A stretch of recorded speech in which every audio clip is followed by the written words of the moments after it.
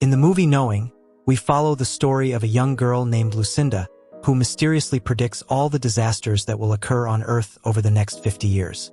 She writes down this prophecy in a code of numbers, unaware of the devastating events they foretell. Years later, her coded message is discovered by a scientist who decodes the note, uncovering a chilling prophecy about a disaster that will happen very soon. The story starts in 1959. Lucinda, a quiet girl in school, often hears strange, whispering voices as if someone is trying to communicate with her. During break time, while other kids play, Lucinda stands silently, listening to these voices. When the break ends, the teacher asks everyone to return to the classroom, but Lucinda doesn't respond, seemingly lost in her thoughts. The teacher notices and gently guides her back to class.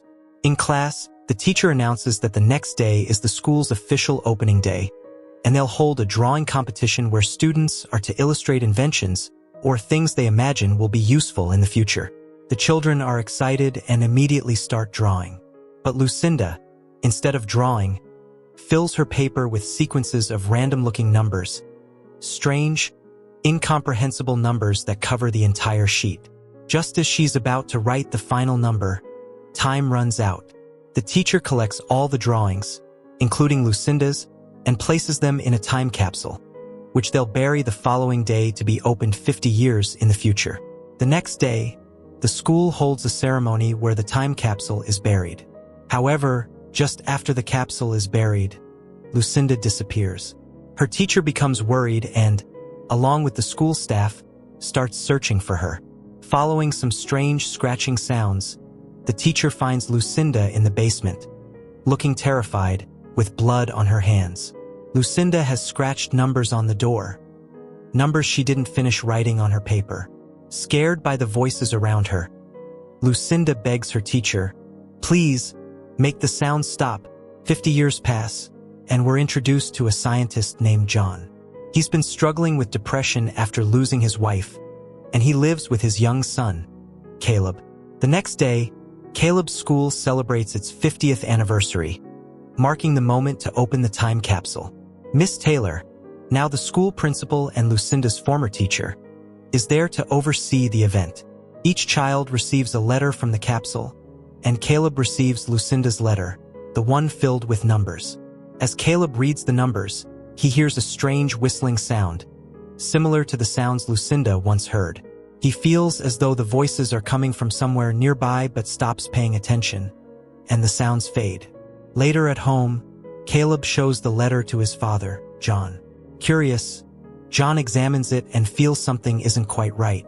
Setting it aside, he begins drinking, and at one point, he places his glass on the letter, leaving a circular ring on some of the numbers. The ring highlights a date, which John realizes matches the date of a tragic disaster where many people died. Looking further, John notices that the number of casualties is also on Lucinda's list. Shocked by this discovery, John starts decoding the remaining numbers and lists them on his whiteboard. After piecing it together, he realizes that each set of numbers represents the date, location, and death toll of every major disaster that occurred in the last 50 years. Lucinda's list isn't random. It's a catalog of every catastrophe since she wrote the note. John realizes this note may also reveal future disasters, leaving him with a race against time to understand and prevent what's coming next. All the disasters that had happened on Earth were already listed in this paper. John was shocked to see this, but he noticed some numbers he still couldn't make sense of. The next day, John meets with a friend and explains that every number on this paper represents either the date of a disaster or the number of people who died in that event. He points out that tomorrow's date is also on the paper, predicting that 81 people will die. His friend is skeptical and says it's likely a coincidence, mentioning that there are other numbers on the paper that don't seem to mean anything. Realizing his friend isn't convinced, John visits the teacher who taught Lucinda, the girl who wrote the paper 50 years ago. She confirms that the letter is real and was written by Lucinda, a former student who experienced strange things. The teacher describes how Lucinda used to hear mysterious voices and tells John about the day she went missing, scratching numbers into the school door with her fingernails. Wanting to learn more about Lucinda, John asks the teacher, who tells him that Lucinda died from an illness some time ago. As John leaves, he sees his son Caleb talking to a strange man who hands Caleb a stone and leaves without a word. The following day, John is on his way to pick up Caleb from school but is stuck in a traffic jam. Looking at his car's clock, he realizes that today is the date from the paper, meaning something terrible is about to happen.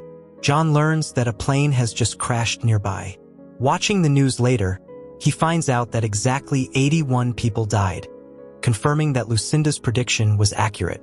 Later, the same mysterious man appears in Caleb's room and shows him a vision outside the window. A horrifying scene where everything is burning and people are running for their lives. Caleb screams in fear, and John rushes upstairs. But by then, the man has disappeared. John catches a glimpse of the man outside and runs to catch him, but he vanishes. The next day, John digs deeper and finds Lucinda's daughter, Tia. He explains that her mother's predictions are coming true and tells her about the next disaster forecasted in the letter, an event in 3 days that will claim 33 lives. He asks Tia for help in trying to prevent it, but she dismisses him, thinking his ideas are ridiculous, and leaves with her daughter. Later at home, John hears a news report about a possible terrorist attack the following day. Using the numbers on the paper as coordinates, he predicts where the attack will happen and informs the police, who send officers to the subway station. There, John spots a suspicious man but soon realizes the man is just a petty thief. Suddenly, a train veers off course, colliding with another train and causing a deadly accident. In the chaos, 33 people die, as Lucinda's letter predicted. John, who survives, is now convinced that Lucinda's predictions are absolutely accurate. Returning home, he meets with Tia again. She tells him the final date on Lucinda's paper is only a few days away, and that Lucinda often used to say, "I will die on this date." Tia admits she had a difficult relationship with her mother because Lucinda knew everyone's date of death. Tia takes John to a remote place where Lucinda used to go to hide. There, they find the last part of Lucinda's message, which includes the final words written in reverse. This cryptic message hints at something ominous, leaving John and Tia with a sense of dread about what is to come. Seeing the letter E on the paper, John and Tia think it could be the first letter of Lucinda's last name. However, after some investigating, they realize that E actually stands for everyone, meaning that on this final date, everyone on Earth will die. John also notices the mysterious stone that the strange man had given to his son, Caleb. Outside, in John's car, Caleb and Tia's daughter are sitting when the same mysterious figures approach, whispering to the children to come with them. Caleb hears the same strange whispers he heard at the beginning of the story, but instead of going with them, he honks the car horn. The noise alerts John and Tia, who rush outside, but by the time they arrive, the mysterious figures have disappeared. John chases one of them, demanding to know who they are and what they want. But when the figure opens its mouth, a bright light shines and he vanishes. Back at John's house, Tia is heartbroken, believing that her mother's prediction was right, and that this will be their last night alive. Tia's daughter then draws a picture that helps John realize the disaster is coming from the sun. He rushes to his office and checks solar data, confirming that deadly solar flares will soon hit Earth, wiping out the entire solar system. Returning home, John sees Caleb writing numbers just as Lucinda did. He remembers that Lucinda once scratched numbers on a door at her old school, so he goes and brings the door back to his house. Before he returns, though, Tia has left with her daughter and Caleb, hoping to hide in an underground shelter to escape the solar disaster. Using calculations from the numbers on the door, John realizes there is a safe place where they might survive. He rushes home, but when he doesn't find them, he starts tracking them down. At a gas station, Tia hears a news report about the impending catastrophe, urging people to find shelter. She calls John, telling him where she is, and John says they need to go to Lucinda's house, a place she used to go to hide. But while they're on the phone, someone steals Tia's car with the children inside. Desperate, Tia steals another car and gives chase. Tragically, her car crashes and she dies, just as her mother's prophecy foretold. John eventually arrives at Lucinda's house and finds black stones scattered around, just like the one Caleb was given. The mysterious figures reappear, and John tries to confront them, but Caleb stops him, explaining that these beings are here to help.